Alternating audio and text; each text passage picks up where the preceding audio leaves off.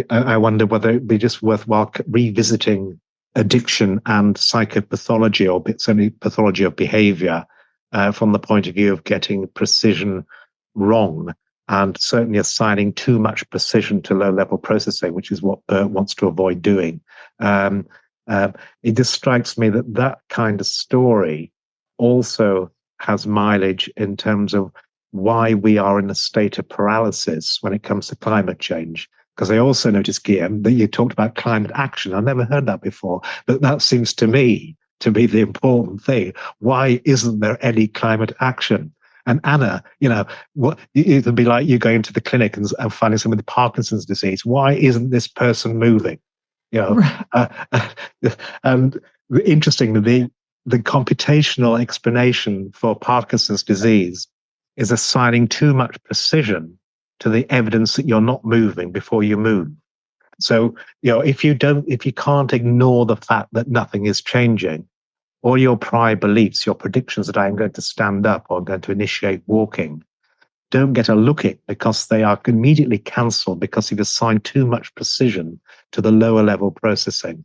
And I'm just wondering whether that's something, that kind of pathology is exactly what what Ralph is trying to reverse by having morals at hand, recommendations at hand that provide a more coarse-grained view of things, a deeper view.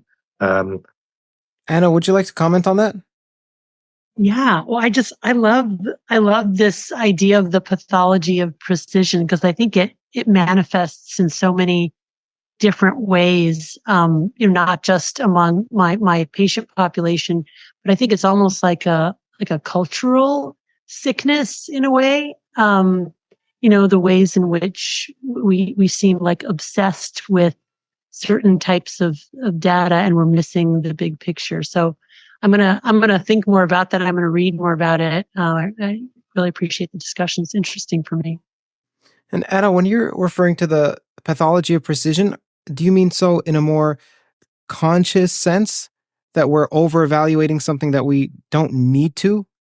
Whereas, Karl, you're referring to it in an unconscious sense, like the brain is putting too much precision on something, because in Parkinson's, it's not like you consciously are putting precision in a place. Well, I think you could look at it sort of like in both cases. When I think about addiction, people aren't doing it consciously. It's that they really do see this as adaptive and healthy, and also even on some level they can't do otherwise. And they're not able to see the true impact of their drug use on their lives. They're genuinely not able to see the negative consequences. I mean, that's what contributes to getting caught in that vortex. But I mean, you could also see it as part of what's happened culturally, like, for example, like the whole wellness industrial complex, the way that we now count ourselves, through all these different devices. And if we could just count our breathing and count our heart rate and take different supplements, then we would somehow reach some levitating state of precise wellness. And so, I don't know. I mean, just kind of, this is all kind of new ideas for me. That's interesting. So you believe that we can be inundated with health data and that's detrimental to us? Oh, absolutely. I see that all the time. So for me, I used to have, maybe I'll take this let me figure out how to say this diplomatically. I used to have a device that would measure my heart rate, let's say that, and my sleep. And instead of improving my sleep, it led to me becoming obsessed with it and then noticing, I didn't sleep well. I must not be feeling good today as well, because apparently there's a high connection between how your sleep quality and how well you feel. That's exactly it. Plus, added to that, the other layer that I should be able to control it, right? So with all of this data and information, I should be able to, reduce free entropy or whatever, reduce surprise, as you guys talk about.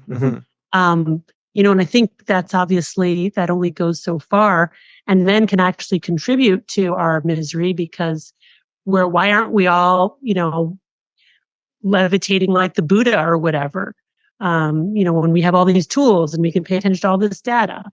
So I see this also with people who have productivity tools. And not only that, but mechanical keyboards, let's say.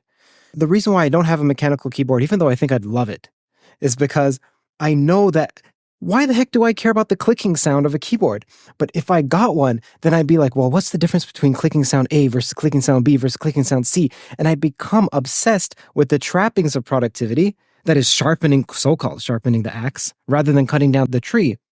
There's this phrase that is apocryphal, and it's attributed to Lincoln, which is that he'd spend 80% of his time or half the time sharpening the knife than cutting the tree. And then this is just echoed in productivity circles, but it can't be the case.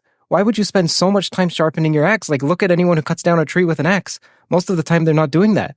Anyhow, if you enjoyed this toe clipping, then the full video is linked in the description. You should also sign up for Toe Mail, which is again in the description and the pinned comment. You'll receive immediate access to all exclusive updates from the Theories of Everything podcast. It also helps me communicate directly with the core toe community. You'll also receive my top 10 toes. Think of it as the intellectual version of Quentin Tarantino's Obsession.